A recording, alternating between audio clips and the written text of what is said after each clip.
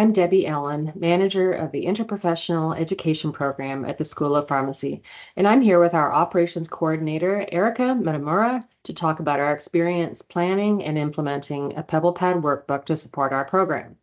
Thank you to Catherine Lithgow for inviting us to share our experience here.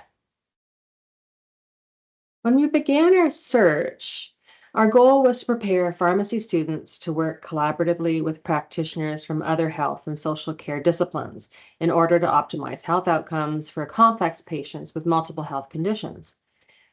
Our job is to support students in developing the collaborative knowledge, skills, and attitudes necessary to practice in team-based care patient settings like family health teams or hospitals or long-term care facilities. For PharmD program accreditation, IPE must be integrated across the curriculum, and students must demonstrate collaborative competencies, in addition to the pharmacy practice competencies prior to licensing as a pharmacist in Ontario. Our program is divided into 3 stages. We introduce foundational concepts in lectures, online modules, and assignments. Then students learn to apply concepts and integrate their learning during case-based IPE learning activities and events with students from other programs, and also in practice during co-op work terms, part-time pharmacy jobs, volunteer work, and during their 4th-year clinical rotations. Prior to entry to practice, students are assessed in a team-based care clinical setting by their pharmacist preceptors and other healthcare professionals in their practice team. So these 3 stages are sequential. The exposure or knowledge stage begins in the 1A academic term and runs through the 3 academic terms right through the co-op term to the end of the 2B term. The immersion or experience stage begins with the first work term and ends after 2 more work terms, but prior to the 4th-year clinical placements. And the application and assessment stage continues through the 3 8-week clinical rotations in 4th year. So what does this look like in terms of timelines? All of our IPE assignments and learning activities or events are mandatory, and they're included in various course outlines across the curriculum. However, as all the grading, feedback, and support comes from us, the IPE team, rather than the course instructors, we needed a platform to enable ongoing communication between students and our team and to accommodate check-in points over time. So you can see here in blue, the exposure stage includes lectures, a couple of online modules, and 1 student IPE event called IPE Day. Our immersion stage includes curricular events, 2 curricular events, and a choice of 2 extracurricular events, plus 3 reflection assignments to be completed after each of the 3 co-op work terms. And our application stage, IP evaluation, lives here in 4th year. So in terms of our goals for the program, mainly we were looking for a place to document and scaffold. We wanted a comprehensive workbook for each cohort, integrated with Learn and supported by CTE to use across the entire 4-year program. At minimum, we needed to collect all IPE assignments and reflections in one place.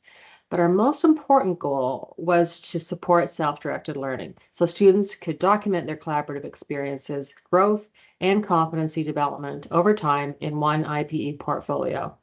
We also needed somewhere to house a competency self-assessment tool, a competency development planning template, and a reflection template for students to provide evidence of competency development.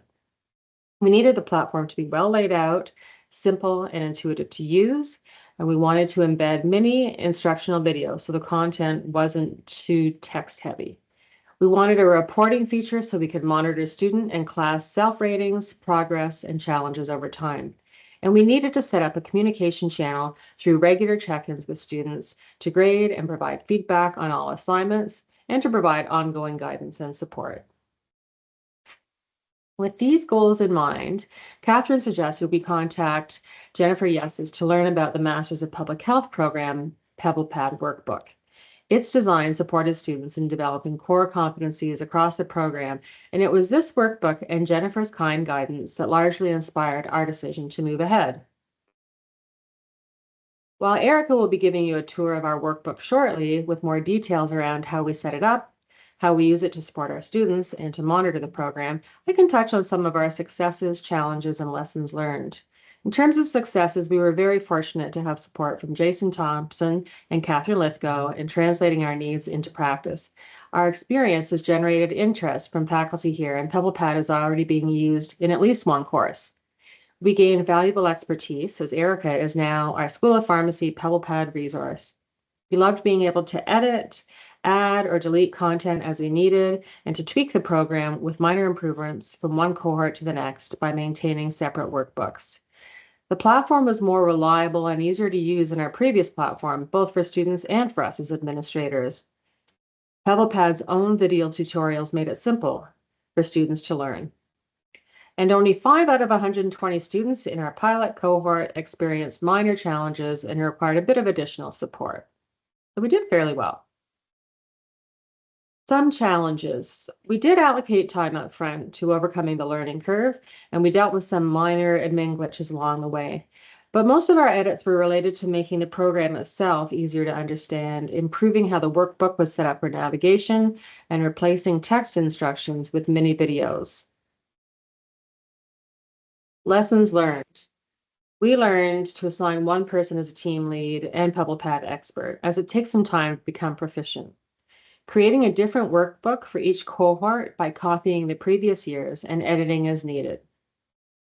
Roll out the workbook in stages so students aren't overwhelmed. While we gave an overview of the entire program in first year, only the exposure stage was visible and available in PebblePad until the 2B term.